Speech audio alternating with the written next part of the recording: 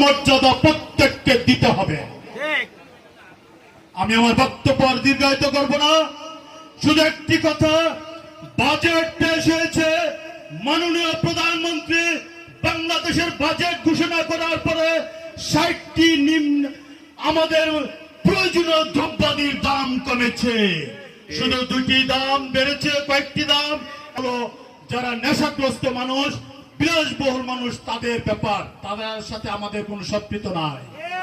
আর এখানে একটি ব্যানার থাকলে বেটার হইতো, যে ব্যানারটি মাদক নিয়ন্ত্রণ সহ অন্যান্য কিছু লেখা থাকলে মনে বেটার হইতো। এটা একটা মিস্টেক হয়েছে। আগামীতে যারা প্রোগ্রামে আয়োজন করবেন আপনারা সকলে একটি জানত। আমি আমার বক্তব্য দীর্ঘায়িত করব না।